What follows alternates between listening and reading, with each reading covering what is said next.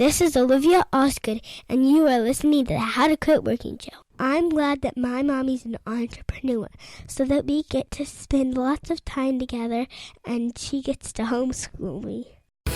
This is the How to Quit Working Show. Jeff Steinman believes entrepreneurship is the only true path to freedom.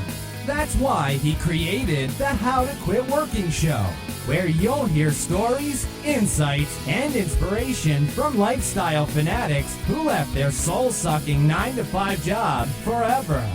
Now, here's your host, author, entrepreneur, and ultimate lifestyle fanatic, Jeff Steinman.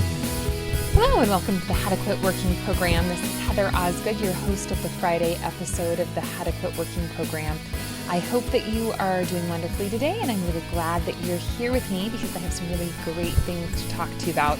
But before we get started, I want to make sure that you've had a chance to go over to howtoquitworking.com and join our circle. In the How to Quit Working circle, you will have access to a free video training tutorial that is really going to help kickstart you, whether you are a business owner or thinking about starting a business. It's just a really great place to start. And you're also going to have access to our Facebook group, which is really a dynamic group of people just like you who are trying to really gain traction within their business careers. And it's just a terrific place to be. So make sure that you head on over to howtoquitworking.com/circle to join today. And without further ado, I'm going to move in to our topic for today. So about a year ago, just over a year ago now, I sold a company that I had for nearly 10 years. It was grossing almost $1 million a year in sales and was really just a dynamic organization. I loved the company with all my heart, and it was, just a terrific company while I was there. Of course, it is always nice to have a little change. I'm one of those people who does like change, and so it has been terrific to move on and do some other great ventures. But when I closed the sale of that company, I took some time to sit down and write all of the most impactful insights that I had learned while running that business. Those lessons I had learned that really had just a very deep impact on my philosophy in business, and the areas where I really felt like, gosh, if we had changed something in this place in the business, we could have maybe had a different outcome. And not always necessarily better, just things that as a business owner that you could change. And those are things, a lot of times you could change in your current business, but they're also things that you could change for future businesses that you might have. And so I've got these 15 lessons, and we're not going to be able to go into all 15 lessons today, but what I am going to do is I'm going to break it up into 5 lessons per week for this week, next week, and the following week. So stay tuned. The podcast will come out every Friday, and you can listen to my 5 lessons learned each week. And to get started tonight, I want to talk about the lesson I learned with starting with the end in mind. So it's a very, very important lesson that I learned. And of course, as you're exiting a business, that is the time when you think about, wouldn't it be great if I had started this business with the end in mind? Now, I started the company thinking that I never would want to leave.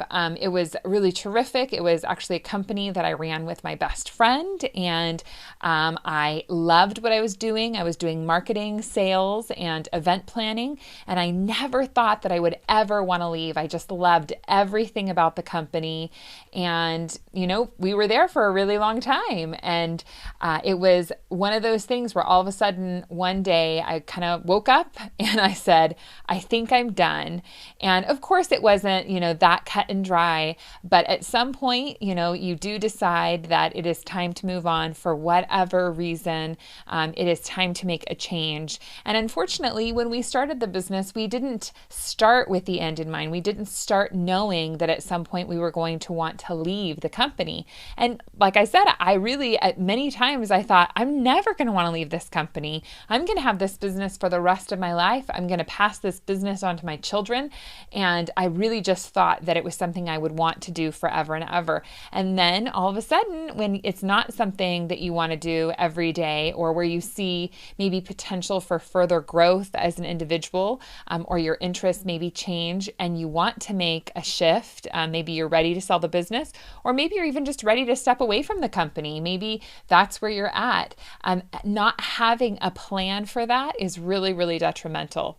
My business coach that I was working with at the time said over and over, you need to have an exit strategy. And truthfully, the first time he said that, I thought he was kind of crazy. I'm like, why do we need to have an exit strategy? We're super happy with the company. We love it. We like everything about it. Why in the world would we need to have an exit strategy? It's kind of one of those things that you kind of hold on in the back of your mind thinking, yeah, we need to have that, but really do we? And I'm here to tell you that it would have made my exit from the company a whole lot smoother. It would have made the sale of the business so much better if I had an exit strategy from the get-go. So if you're thinking about starting a business, if you're currently a business owner and you don't have an exit strategy, I want to highly encourage you to think about that. I really like to recommend that people include some sort of an exit strategy, at least a concept or an idea in their business plan. Now, if you have business partners, an exit strategy is even more important, because unlikely will it be that you're going to get to the same place at the same time with your business partners, where you're both or all of you are going to say, we're ready to leave right now. And if one wants to leave before the other, what happens? Or if maybe, something happens to one of your business partners and they're no longer able to fulfill their role as an owner in the business, what's going to happen in all of those situations? And so really, really just talking that through, talking it out with your partners.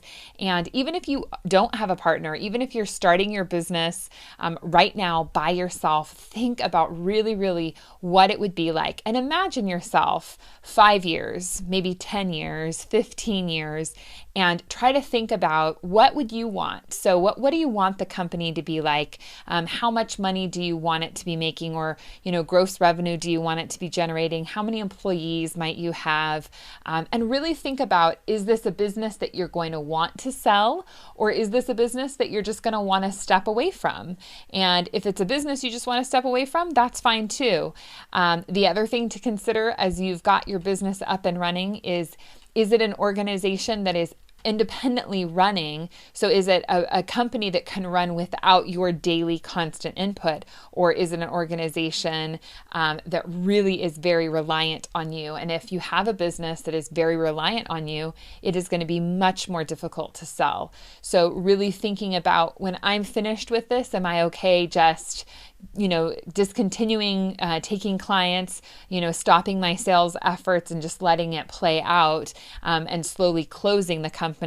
Or do I really want to sell it? And if you really want to sell the business, you're going to need to take very different actions in your company than you would if you want to just kind of let it go down or shut that business up. So really, really thinking about starting with the end in mind was a big, big lesson for me. And I hope that you will consider what that end for you, that exit strategy will be. Next, it was really important to me to look at profit. And that it seems like such a no-brainer. Of course, everybody wants profit. You are in the business to make money, right? Unless you're running a nonprofit organization, you really you're wanting to make an income from your business. And truthfully, even if you are running a nonprofit organization, you're still collecting a salary in most cases from that business. And so profits are important. They're a big piece of the pie. If you don't have profit, you're not going to be able to stay in business, right? Pretty simple to look at. And that sounds so obvious, but for us in our business, what I realized was that I wasn't thinking of the organization as a separate entity. So even though we, were a corporation, and even though there was separation between the owners and the business, there really wasn't as much a separation as I wish there had been. And we weren't able to think of the business, the organization, as a separate functioning piece of the pie. We felt like if we were paying our bills, if our, employees were getting paid on time, and if we were making our salaries a decent amount of money, then we were good and everything was fine. But really, it didn't strengthen the organization. It didn't strengthen the company enough to make it really get to a place where it could really grow and thrive, because we weren't focused enough on profit. One scenario that was a very hard lesson for us was we created a very high-end product that was meant to be an exclusive offer for just a few of our clients, and we spent a lot of time designing this product. Our sales team spent a lot of time selling it and did a really great job. We nearly sold out, and our marketing team did a terrific job with the delivery of the products that we had sold. Unfortunately, I, as the owner, had not done a very good job pricing this product. So even though we sold a lot, and even though our customers were really happy with what we delivered, at the end of the day, we actually lost a little bit of money on what we had created. And it was because we hadn't really considered what the profit should be from something that we were selling. We had really just kind of gone on gut a little bit too much and not dove in enough and really looked closely at what all of the numbers were.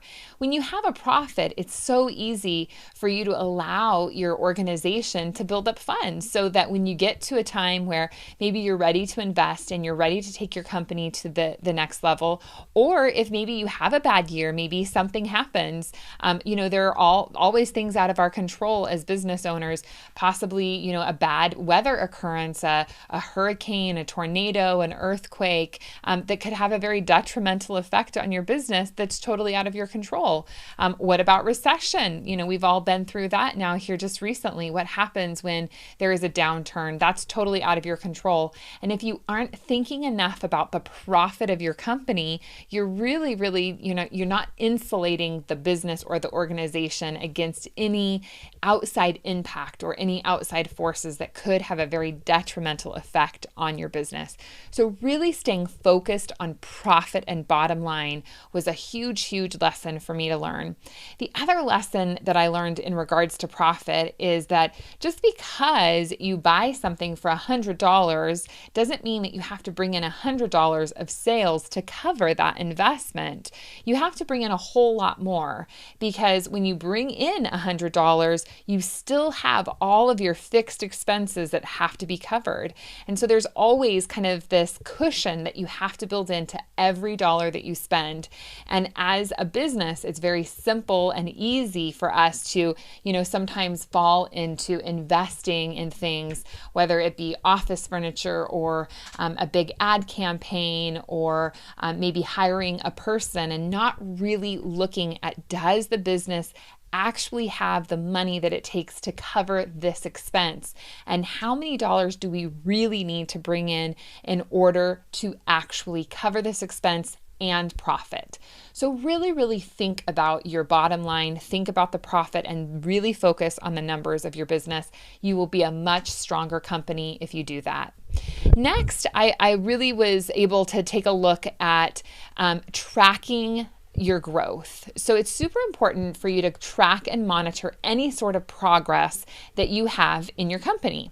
And when I mean track, what we designed that was very effective, it was actually a tool our coach had given us, was a dashboard system. So we were able to track our sales calls, our closes, the types of products that we were selling, and really all the pertinent information for the business. What was going to help move the business forward, and really understanding where we were at with our activities and understanding where we should be going allowed us to see really where the growth was or where there were issues, right? Because when you've got these situations where all of a sudden you're like, gosh, I thought we were further ahead on this, and what happens in business a lot of times is that you're so busy and you're so focused on so many things, right? As a business owner, you're doing all kinds of different activities.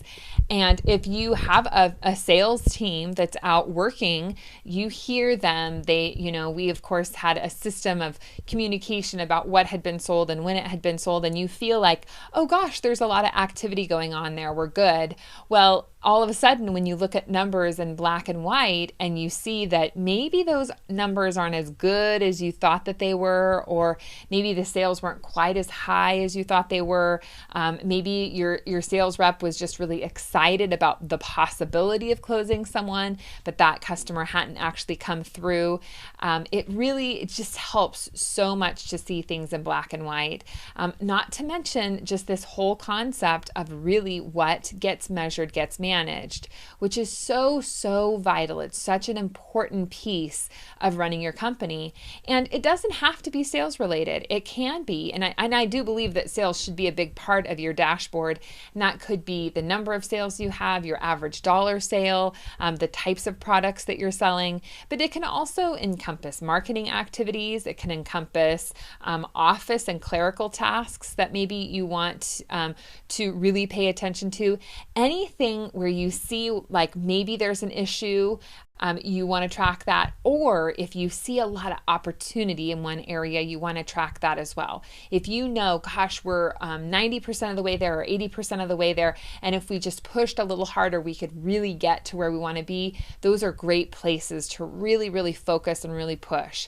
So if you don't have any sort of a dashboard or a monitoring system in place for your business, I would highly encourage that that's something that you would incorporate. And if you're a startup, it's not something that you really need to start, I don't think, until you really get to a place where you're actually through the foundational building blocks of your company. And what I mean by that is, do you have your name in place? Do you have your website up? Do you have a very clear marketing strategy and sales strategy? And once you have all of those big pieces of the pie taken care of, and you know that it's time to actually start the running and functioning of your business day to day, that's when you're really going to want to sit down and start really tracking and monitoring the progress that you're making in your business. Next, I really took a look at outsourcing and delegation. As a business owner, part of the reason you start a business is because you have so much passion, you have so much excitement, and you know that you have the ability to create this great organization. And really, it's kind of you-centric, right? It's really focused on what you believe that you can provide. And so frequently, depending on your level of kind of control and your kind of bend toward being a controlling person, it can be really difficult to delegate work. And it is so important. And I learned that lesson over and over the hard way, because frequently I would want to do everything. And in my mind, I had the capability of doing a whole lot more than I actually could do. Because if I just had the task of just sales, I could have done a great job of it. If I had just the task of marketing, I could have done a great job of it. If I had just the task of event planning, I could have done a great job of it. But when you put all your tasks together and you top that off with human resources manager and, accounts receivable and payable, there's so many different parts of your business that you have to be involved in and you have to really track. And you as the business owner don't possibly have the capability of doing everything. So as your company grows, when you get to that place, you will know that it is time to really get to a place of delegation. And of course, it's going to take longer when you first get started to train someone to do the job that you have done.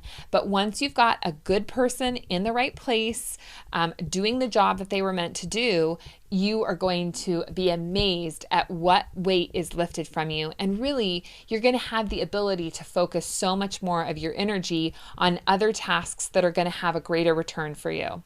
And really, at the end of the day, it's so important to look at that. What level task are you performing? Are you performing a task that you could pay somebody $10 an hour to do? And the big question is, are you a $10 an hour employee? And if you answer yes to that, then more power to you, and go ahead and do those tasks. But in most cases, the jobs that we do day in and day out as business owners aren't jobs that we really should be doing, because we can pay somebody $10 an hour to go do it. And if we paid somebody $10 an hour to do this job, we might free ourselves up to make $150 an hour. And what is going to be a better choice for the business? With outsourcing, really, it's the exact same thing as internal delegation. If you're doing a task and you know that you could hire somebody else to do it better, cheaper, faster, what are you waiting for? Take the leap and outsource. It'll make a huge, huge difference in the progress of your business. And finally, to wrap us up this evening, the other final lesson that I learned was really coming up with very clear job descriptions and roles and responsibilities.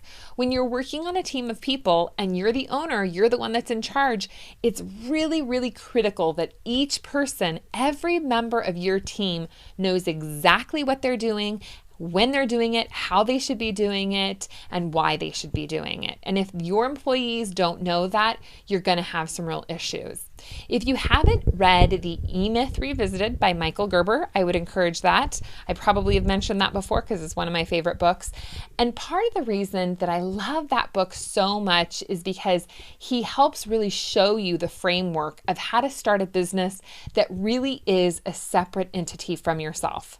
If you're a person who would like to start a business and you're going to be the solopreneur and you're going to be your company and really you're going to be creating a great job for yourself full of freedom and flexibility, then that's terrific. But if you're somebody who really has vision and would like to create a much bigger organization and business, my recommendation to you is to sit down and write a job description for every task that needs to be completed in your business. Michael Gerber recommends it, and I think that it is a terrific recommendation.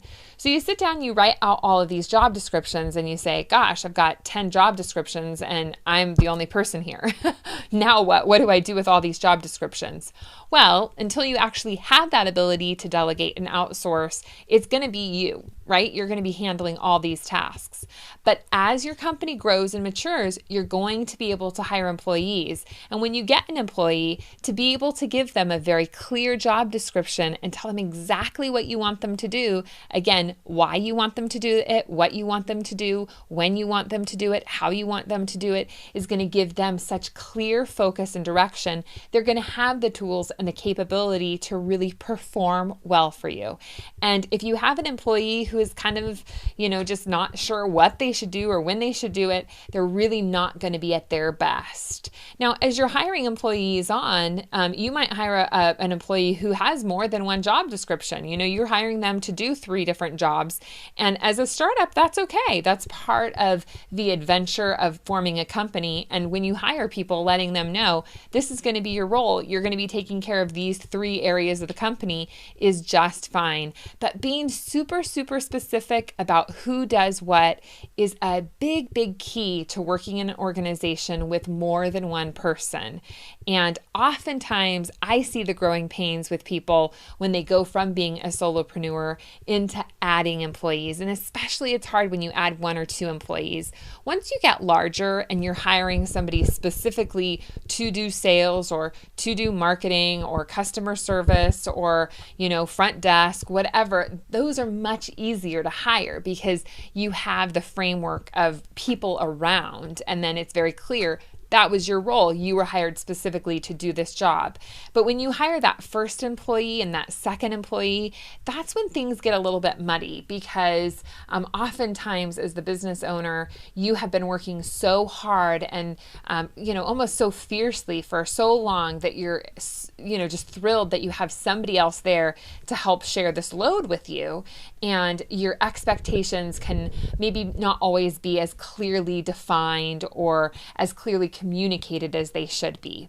And when you have that clarity of really the roles and responsibilities of each person in your organization, then when it comes to decision making as well, you can say, well, gosh, this was your area of expertise. These were the jobs that you were supposed to be completing, and you did those jobs. They turned out well, or maybe they didn't turn out so well, but at the end of the day, they were your responsibility and you did them, and this is the result. So just really having that clarity will help your organization function at a much higher level. Those are the 5 tips that I have for you this week. And I hope that you'll come back next week to hear more more lessons that I learned as a business owner. And I want to make sure that you have an opportunity to connect with me if you are thinking about starting a business, or if maybe you are a business owner and a lot of these kind of resonate with you. A lot of these lessons are lessons that you too have learned, or maybe you're in the process of learning. If you're interested in speaking to me about coaching, I would love to talk to you about how we can specifically work on your business or your business concept to get you to where you would like to be in living your freedom and lifestyle journey as a business owner. I hope that you have a wonderful evening, and I look forward to talking to you again real soon. Take care. Thanks for joining us on the How to Quit Working show. Tune in next time when we'll talk to another amazing person just like you who is now living the ultimate life of freedom and doing it on their terms. If you want to learn how to quit working and get these episodes delivered directly to you, visit howtoquitworkingshow.com.